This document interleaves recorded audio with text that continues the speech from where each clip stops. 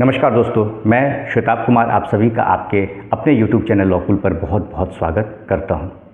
दोस्तों, आप सभी जानते हैं कि लॉकुल अपने YouTube चैनल के माध्यम से हमारे जितने भी साथी जुडिशरी के एग्ज़ाम की तैयारी कर रहे हैं उनके लिए समय समय पर फ्री ऑनलाइन कोर्सेज़ के माध्यम से वीडियो लेक्चर्स लाता रहता है। इसी क्रम में आज मैं सुप्रीम कोर्ट के एक ऐसे लैंडमार्क जजमेंट पर चर्चा करने जा रहा हूं जो कि समाज के एक बहुत ही बड़े वर्ग को प्रभावित करता है। वह समस्या इतनी जटिल है और उसको लेकर जानकारी का इतना ज़्यादा अभाव है हमारे समाज में कि लोगों को भविष्य में इसकी बहुत बड़ी कीमत चुकानी पड़ती है। तो कहा जाता है ना कि prevention is better than cure. तो आज के इस लेक्चर में हम उसी लीगल टॉपिक पर चर्चा करेंगे। और मेरे एक स्टूडेंट का भी सवाल था कि सर, यह जो टॉपिक जो मैं अभी कवर करने वाला हूँ इसी से जुड़ा उनका सवाल था कि सर, अगर कोई सेल डीड है और उसे हमें कैंसिल करवाना है तो हमें सेक्शन 31 में जाना चाहिए या सेक्शन 34 में जाना चाहिए। तो एक सुप्रीम कोर्ट के लैंडमार्क जजमेंट के माध्यम से आज इन दोनों टर्म को हम लोग समझेंगे कि अगर सेल डीड को कैंसिल करवाना होता है तो section 31 of specific relief act 1963 के तहत हमें सूट फाइल करना चाहिए या फिर उसी कानून के तहत सेक्शन 34 में हमें सिविल सूट फाइल करना चाहिए। तो चलिए बहुत देर न करते हुए आज के इस लेक्चर में हम लोग आगे बढ़ते हैं। सुप्रीम कोर्ट के जजमेंट से मैं शुरुआत करूंगा क्योंकि थोड़ा यह वीडियो ऑथेंटिक लगे और किसी के मन में डाउट न हो, इसीलिए मेरे इस मोबाइल में मैंने उस जजमेंट की कॉपी सेव कर रखी है, उसी से हम लोग समझेंगे आज के इस पूरे केस स्टडी को। देखिए इसमें क्या है, इसमें सुप्रीम कोर्ट ने अपने जजमेंट में कहा है कि where the executant of a deed wants it to be annulled he has to seek cancellation of the deed. मैं हिंदी में बिल्कुल अच्छे से बताऊंगा। अभी जो जजमेंट एज इट इज़ लिखा हुआ है वो पढ़ लेता हूं ताकि किसी के मन में डाउट न रहे कि ये मैं अपनी तरफ से तो नहीं ऐड करके बता रहा हूं। इसीलिए जजमेंट है सुप्रीम कोर्ट का, जजमेंट का नाम भी मैं आपको पढ़ के बता दूंगा। इसीलिए अभी जो जजमेंट है इसकी कॉपी है वो मैं आपको पढ़ के बताता हूँ। Where the executant of a deed wants it to be annulled he has to seek cancellation of the deed under section 31 of the Specific Relief Act 1963.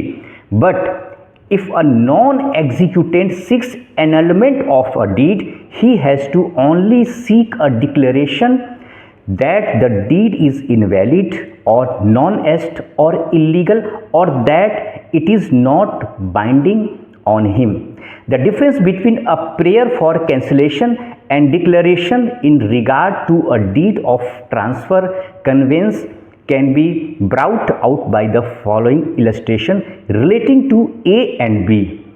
Two brothers, A executes a sale deed in favor of C. ठीक है, A और B भाई हैं। एक illustration, एक example के माध्यम से भी सुप्रीम कोर्ट ने समझाया है यहाँ पर। ए और भी भाई हैं, लेकिन ए क्या करता है, एक सेल डीड जिसे आप केवाला कहते हैं, बैनामा कहते हैं, वह सी जो कि बाहर का व्यक्ति है उसके नाम से क्या करता है, वह जमीन की रजिस्ट्री करता है, यानी सेल डीड एग्जीक्यूट करता है। ठीक, सब्सिक्वेंटली उसके बाद क्या होता है, ए चाहता है उस सेल डीड को कैंसिल करवाना। ठीक है, तो इन दैट केस क्या करेगा, what remedy available to A के पास क्या रेमेडी है, क्या अधिकार है, तो A has to sue for cancellation of the deed. वो सेल डीड के कैंसिलेशन के लिए क्या करेगा, मुकदमा दायर करेगा सिविल कोर्ट में। ठीक है, then A has to sue for cancellation of the deed.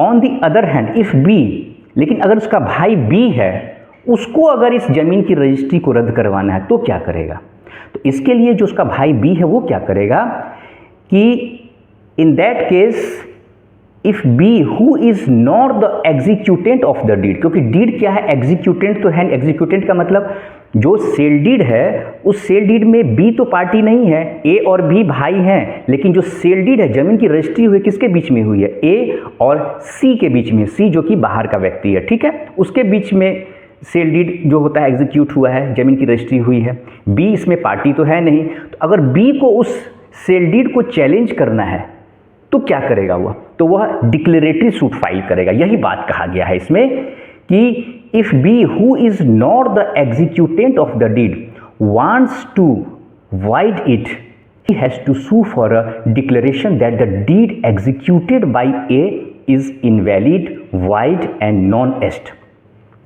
and illegal, and he is not bound by it. In essence, both may be suing to have the deed set aside or declared as non-binding.